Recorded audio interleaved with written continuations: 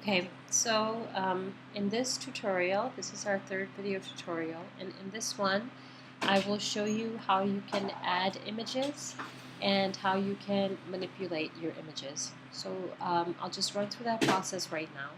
So in order to add images, there are two ways. One is to click Add and then click on Image and then click on My Image Uploads. And this will allow you to upload your images. You can also directly go here to see the Wix images, Wix clip art, big stock images, etc. So let's go with the first one, My Image Uploads. The other way you can get to your images is you go to My Uploads and then click on Images, and it takes you directly to your images. So here are all my images, and let's say I wanted to add a new image.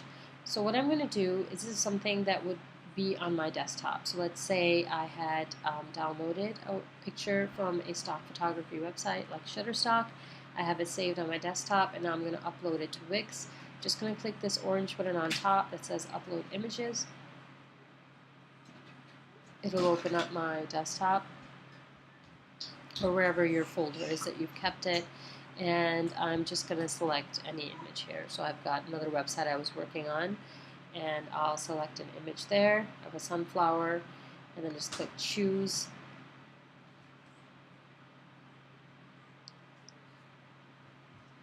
And then it's uploaded, just click Done. So there's that picture. And if I want to use that picture, I have to click on it, and that selects it. When I hover over this picture, I see a bunch of different options. This plus sign obviously magnifies the image so you can see it. The rename, for you to rename it, you can delete it. You can download the image back to your computer, and you can crop and edit the image. So sometimes an image we get is too big, or it's in the wrong orientation. So for example, I'm going to use this image here as an example. I'm going to click on it, then I'm going to click crop and edit. And it's going to open up the photo editor for me with the image, and the photo editor has all these different options here. It's got a lot of different options. For the most part, you don't need to worry about any of them except for crop and orientation. So I want, let's say, this girl to be looking, let's say I have text on my right side, but the girl is looking the opposite way, and I want her to be facing in the direction of the text. So I'm going to click on orientation, and I want her to look the other way. So what I'm going to do is go to mirror and click on this straight triangles here, and it will flip her face. You can also flip it this way, but upside down, you don't want that. And you can also rotate it. Again, I don't want that. So I click apply, and now she would be facing the text, but then I don't want the rest of her showing. I just want her head and her neck showing. So for that, I would need to crop it. And these white circles appear, and I would just use them to kind of get where I need to go. Right now it's setting a rectangle up for me on its own. I can do custom crop, and this will allow me to just move some of the elements, not the whole square. So here you go. I've cropped it for just her face, and that's what the image will look like. And now I'm going to save it. You don't have to crop an image or change its orientation. You can just select it as is. So let's say I want to select this image and select this image, which I haven't done anything to, and then I just say add to page. And there are my two images. So this I can bring over here to the left side because she's facing the right. I notice her hair is missing. So just for aesthetics purposes, because it looks kind of weird, either I can align it so her head is right up against the top of header and the bottom is right up against the footer, so that way, sorry, it's uploading to YouTube. Go back. So that way it doesn't look odd, and that her hair and her shoulders are cut off. And then I can move it a little bit to the left like this, and now I've made it just sort of flow naturally. And then this one I can, it's too small right now, so I can expand it. I grab an edge and I just expand it, and then expand it to the top. And again, you can just use it as it is like that. Or if you want to make it look like the sunflowers coming out from the edge, you can just shift it all the way down like this. can also elongate it all the way across like that. The bigger you made it, obviously, if it's not a vector image, it's going to get blurrier. This one, you can resize it and you'll see it won't get blurry. It's because it's that stock image.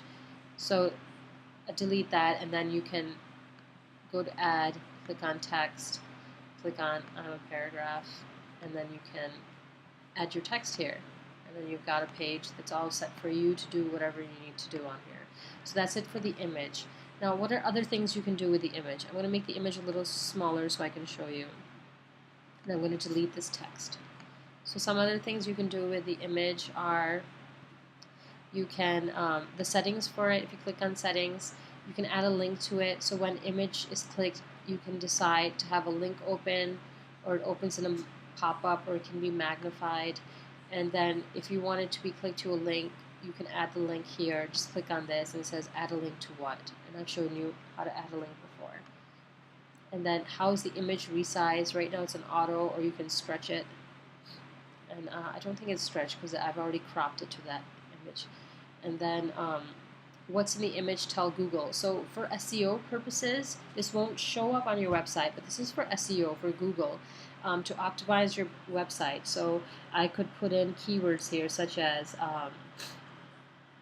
smooth hair, or with a comma, or shea oil. These are my keywords. Or afro, or frizzy hair. And these are all my keywords that are going to be attached to this image. And when Google sees this website, it's going to read that text with the image.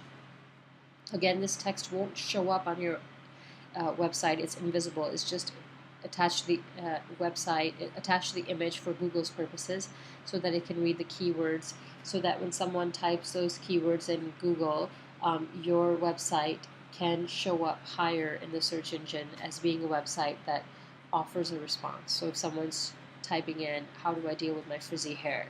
So Google is searching through websites that have the word frizzy hair in them. And because this frizzy hair is attached to your image, then your website could potentially be one of the websites that gets pulled up. So that's what shows up in image settings. You can also design the image. Click on that tool. And design for an image is having a frame. So you can have no frame, a frame black, golden frame, black frame. You can have it with a circle. This is what I did for your image on the on your About Us page. I had a circle around it. Let me go back and do that again. Click that. There it is. But it looks kind of odd because it's long like that. So I want to make it proportional. So I'm going to make it smaller like this. Make it smaller like this. And then these are great for testimonials. If you get any testimonials where people give you their picture, you can add circles and put them underneath. That just adds authenticity to it. So let's say I don't want a frame. Let's remove that frame. And then you can also crop it directly here. So if you wanted to crop it more, it shows up the, let me go back, I'll show you again. So I clicked this crop button, and then you can zoom in, and it's going to just show me her nose and eye now, or zoom out. It's going to show me the whole hair, or I can just crop a little bit more of her shoulder, so I'm right up under her chin. So I'm going to pull this blue tab up and then say check mark yes, and now it's cropped it a little bit more. I can also do this image filter. If I click this, it's going to apply a filter on top, so something like that. Or I can make it lightened, or I can make it blurry, make it 3D, which just looks weird. Make it ink, anything like that. And then, of course, you can animate it, add a link to it. So that's basically how you would, and then center it when you want to center it, or move it to the side. This is how you would alter an image. And then let's say, while I was working on this image, I decided all of a sudden I didn't like it. So I can keep the same frame and just click change image, and then it will take me to your images. And again, I can decide if I want to use my own images or something from Big Stock or Wix. And then let's say I want to use something from Wix. So I'll go free from Wix, and I'll type in woman. And then I'll type in, I'll take a picture of a lady here. Let's do something like this one, headshot. Click that, choose image, And now I have that as my image, and I can just move it along and then crop it or whatever. And so that's basically it for manipulating an image. And yeah, so we'll move on to our next tutorial after this.